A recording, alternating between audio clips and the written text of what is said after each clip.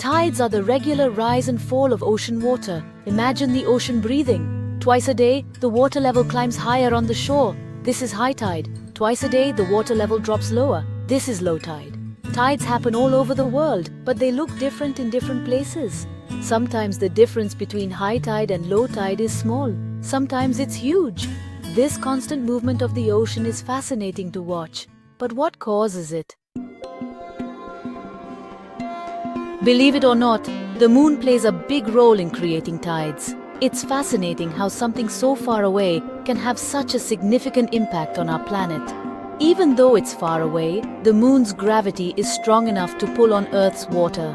This gravitational pull is what causes the rise and fall of ocean tides that we observe every day. Think of it like this. The moon is like a giant magnet, and the ocean is like a giant bathtub. When the moon pulls, it creates a bulge in the water, much like how a magnet would attract metal shavings. The moon's gravity pulls the water towards it, creating a bulge on the side of Earth facing the moon. This bulge is what we experience as high tide. On the opposite side of the Earth, another bulge forms due to the inertia of the water. The sun also has gravity, and it pulls on the water too. However, the sun's gravitational influence is not as strong as the moon's because it is much farther away from Earth. But the sun is much farther away, so its pull is weaker than the moon's. Despite this, the sun's gravity still plays a role in the tides, especially during full and new moons when the sun, moon, and Earth align. This alignment causes what we call spring tides, which are higher than usual. Conversely, when the sun and moon are at right angles relative to Earth, we experience neap tides, which are lower than usual. The interplay between the gravitational forces of the moon and the sun creates the rhythmic ebb and flow of our ocean tides, a dance that has been ongoing for billions of years. We know that high tide is when the water level is high, when the ocean seems to swell and reach its peak, covering more of the shore and sometimes even flooding coastal areas. And low tide is when the water recedes, revealing the seabed, rocks, and sometimes leaving boats stranded on the sand. But did you know there are different types of high and low tides? These variations are not just random, but follow a fascinating pattern influenced by celestial bodies.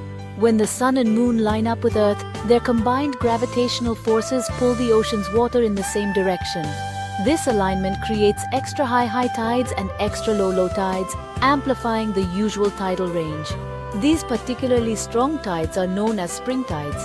Despite the name, they have nothing to do with the season of spring, but rather the concept of springing forth.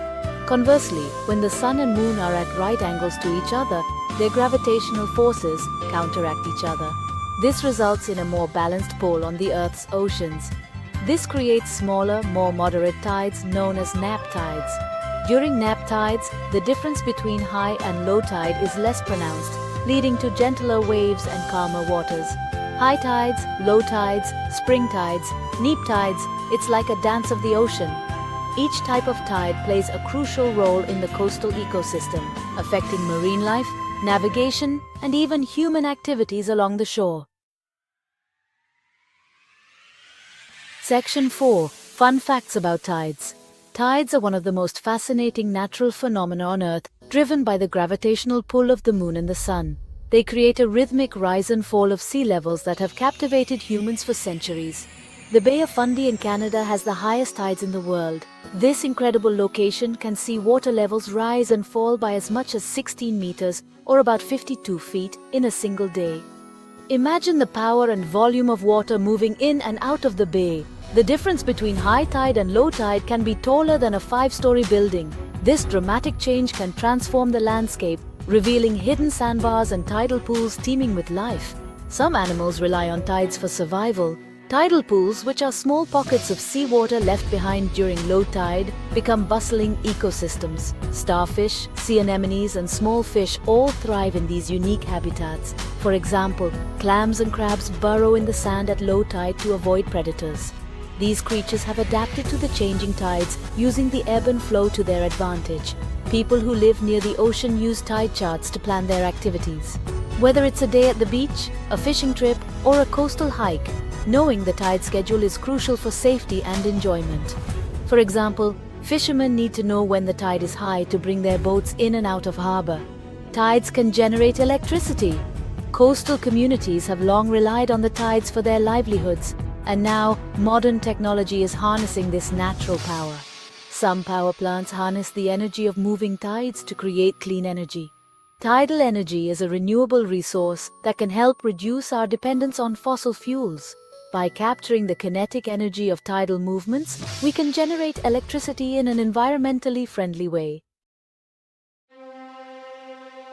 Section 5. Tides shape our world.